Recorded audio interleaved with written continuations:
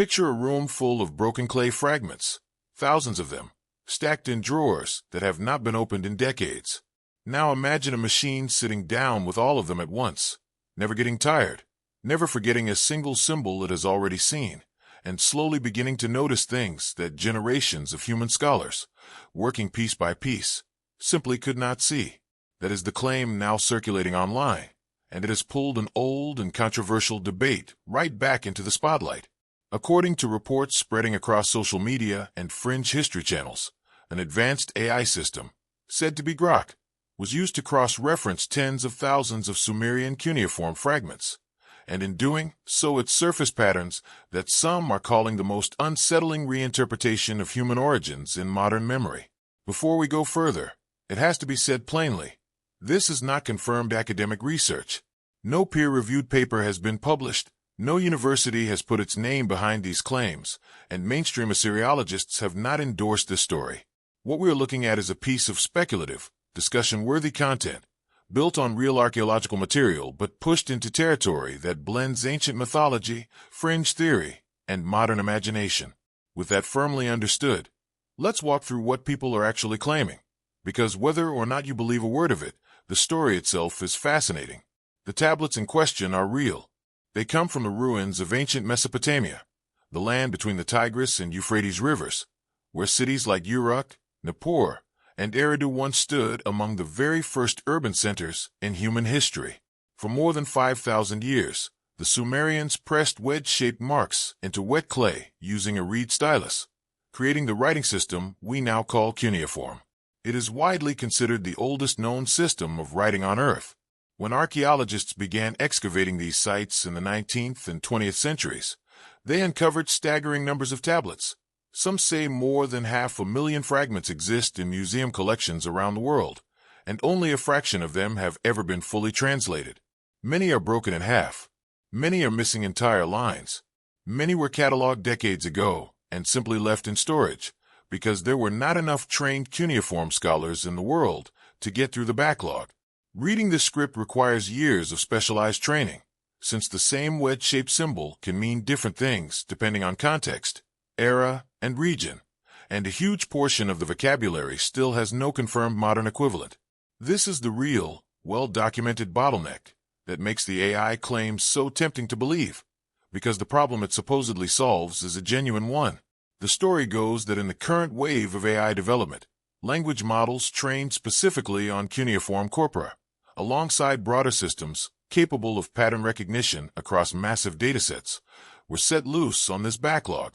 Instead of one scholar working on one tablet for months, the AI could, in theory, hold the vocabulary, grammar, and context of every translated Sumerian, Akkadian, and Babylonian text at once, and use that to make educated predictions about damaged or previously unreadable sections. Where a line was broken, the system could suggest what likely filled the gap based on how similar phrases appeared elsewhere. Where a symbol had multiple possible meanings, it could narrow the options based on surrounding context across thousands of comparable passages. This part is not entirely fantasy. Researchers really have been experimenting with machine learning tools to assist with cuneiform restoration and translation, so the premise has a kernel of plausibility even if the specific viral claims about sweeping new discoveries go well beyond anything that has been formally verified. What supposedly emerged from this process, according to the claims spreading online, was a challenge to one of humanity's oldest assumptions, the idea that human beings appeared as a single, uniform creation. In most religious and mythological traditions, humanity begins as one act, one moment, one origin, but the reinterpreted tablets are said to describe something messier and stranger, a long unfolding process involving multiple attempts, multiple versions, and multiple categories of people, each associated with different roles rather than a single unified population. Now, this is the point where the framing matters enormously, because it would be easy to slide from talking about ancient social roles into talking about ancient biological races, and that is a distinction worth holding on to carefully. What the tablets and their traditional translations actually describe. When you strip away the sensational packaging, are social categories and job classes, not separate biological types of human being. Ancient Mesopotamian society, like most early civilizations, was built around castes and professions: laborers, priests, scribes, administrators, and rulers, and the language used to describe these groups was often symbolic, poetic, and tied to their function rather than their appearance. The viral reinterpretation leans into this old vocabulary and dresses it up as something closer to genetic engineering. But the underlying textual evidence is really about occupation and status within a rigidly stratified society, something historians have understood for a long time without any AI involved. Still, the terminology itself is genuinely interesting, and it is worth walking through because it is the heart of what people online are getting excited about. Two Sumerian terms come up again and again in these discussions: Lulu and Sag-Giga. Lulu appears to function as a general term for humankind, something closer to our word person or human being in its broadest sense. Sag-Giga, meanwhile, has long been translated by conventional Assyriology as something like the black-headed people, generally understood to be a self-reference used by the Sumerians for themselves as a distinct cultural and linguistic group. In the same way many ancient peoples had a name for their own community that simply meant something like the people or the true people.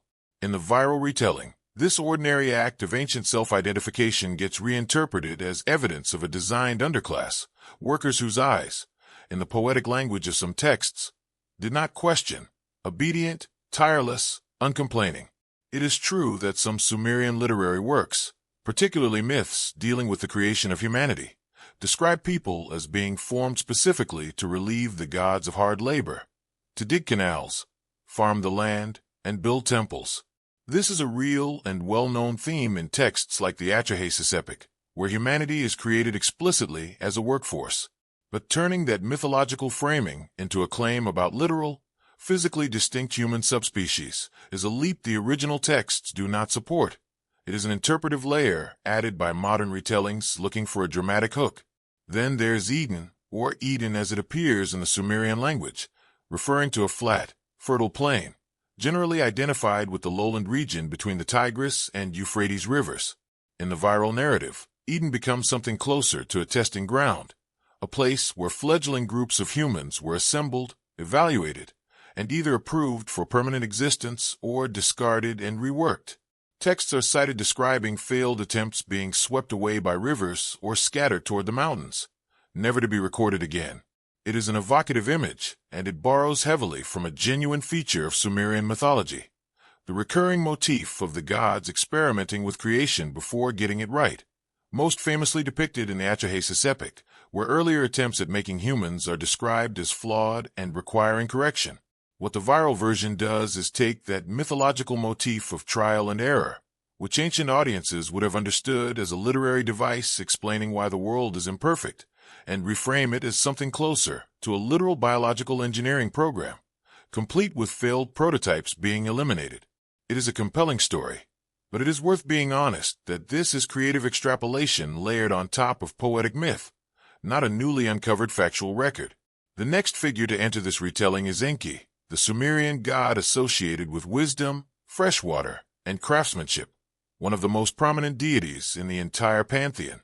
In actual Sumerian mythology, Enki is consistently portrayed as clever, resourceful, and often sympathetic toward humanity, frequently acting to protect people from the harsher decisions of other gods. The viral narrative builds on this established character by suggesting Enki initiated a kind of upgrade, transforming an earlier, more limited version of humanity into something more capable, more self-sufficient, and crucially, able to reproduce without needing to be recreated by divine hands each time.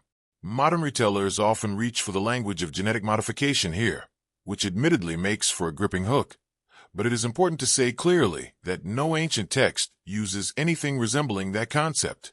What the original myths actually describe is a shift in humanity's relationship with the divine, a granting of greater independence and capability, expressed entirely in the symbolic, non-technical language you would expect from a Bronze Age society explaining the mysteries of fertility and human development through the actions of their gods.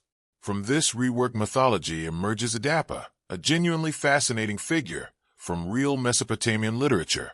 In the actual surviving myth, Adapa is described as a wise man, sometimes called a sage, created or favored by Enki and granted extraordinary intelligence, to the point of being given wisdom, but deliberately withheld immortality.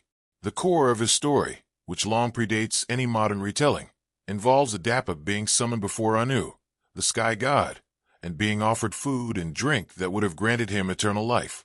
Acting on Enki's earlier warning, Adapa refuses to eat or drink anything offered to him, and as a result he permanently loses his chance at immortality. Scholars have long read this as an origin myth explaining why human beings, despite their intelligence and closeness to the divine, remain mortal, a theme that echoes forward into other ancient Near Eastern stories about humanity brushing against immortality and losing it, sometimes through a trick, sometimes through obedience taken too far. The viral narrative preserves the story fairly faithfully, framing Adapa as the first upgraded human, a bridge figure between the earlier, simpler workforce and something closer to fully realized humanity, caught in the middle of a struggle between knowledge and control. That struggle is personified, in both the ancient myths and the modern retelling, by the tension between Enki and Enlil, two of the most powerful gods in the Sumerian pantheon. This rivalry is not an invention of viral content. It is one of the genuine, well-attested themes running through Mesopotamian religious literature. Enlil, god of wind, storm, and air, is repeatedly portrayed as a figure concerned above all with order, hierarchy, and the maintenance of the divine and social structure as it stood. Enki, by contrast, is consistently the trickster and innovator, the one willing to bend rules, share forbidden knowledge, and intervene on behalf of humanity even when it upsets the established order. Ancient audiences would have recognized this dynamic as an explanation for why the world contains both structure and chaos, why knowledge sometimes spreads and sometimes gets suppressed, why civilization advances unevenly. The viral narrative frames this ancient conflict as evidence of a deliberate, controlled rollout of human knowledge, agriculture given to some groups, writing to others, metallurgy restricted further still, with Enlil supposedly working to keep humanity limited and Enki working to expand what people were capable of. Again, the underlying mythological conflict between these two gods is real and well documented. The leap into a coordinated program of information control is the modern embellishment layered on top. This tension, in both versions of a story, builds toward the flood. And here we are on genuinely solid ground archaeologically and textually, because the Mesopotamian flood myth is one of the best attested stories in the ancient world. In the Sumerian tradition, a devastating flood is sent, and a single man, Ziusadra, is warned in advance and instructed to build a boat to preserve life. In the later Akkadian versions, this figure becomes Utnapishtim, appearing in the Epic of Gilgamesh, and many scholars have long noted the striking structural similarities between this story and the biblical account of Noah, a connection that has been discussed in serious academic literature for well over a century, long before any AI was involved. According to the myths, Enlil grows frustrated with the noise, growth, and independence of the human population and moves to wipe humanity out entirely, while Enki secretly defies this decision by warning his chosen survivor, instructing him to build a vessel, gather his family, and preserve the essentials of life. The flood arrives, the world is reshaped, and those who survive become the ancestors of everyone who came after. The viral retelling treats this as a kind of intentional population reset engineered by the gods, which is not far at all from how the original myths themselves frame it. This is one of the few places where the modern story and the ancient text are genuinely close together. The most sensational thread in the viral version involves passages reinterpreted as descriptions of advanced technology, flying vehicles, molten metal contained in special vessels, blinding lights that destroy entire cities in a single day. These interpretations draw on genuinely existing poetic and mythological imagery scattered throughout Mesopotamian literature, descriptions of divine weapons, radiant glory associated with the gods, and destructive events attributed to divine anger. Mainstream scholarship has always read this imagery symbolically, consistent with how virtually every ancient culture described its gods, wrapped in fire, light, and overwhelming power, because that is how ancient people expressed the idea of something beyond ordinary human capability. The leap to literal aircraft and energy weapons is a much later addition, popularized by 20th century ancient astronaut theorists and amplified again now by AI-enabled content, rather than something newly discovered in the tablets themselves. It makes for compelling video content, but it sits well outside anything Assyriologists or archaeologists currently accept as a credible reading of the source material. Woven through all of this is the idea that knowledge itself was distributed unevenly among different groups, some given access to writing, astronomy, and ritual, others kept limited to physical labor. This part of the story does track with real historical fact, just not in the mystical sense being suggested. Ancient Mesopotamian society was intensely hierarchical. Literacy was a specialized and closely guarded skill largely restricted to trained scribes. Priests held significant control over astronomical and calendrical knowledge, and manual laborers had little access to formal education of any kind. This was a function of social and economic structure, the same pattern found in nearly every early civilization on Earth, not evidence of engineered biological categories of human being. The viral narrative takes this genuine historical inequality and recasts it as proof of a deliberate, ancient program of controlled human development, which is a much more dramatic claim than the historical record actually supports. And then there's Nibiru, perhaps the most famous and most disputed term in this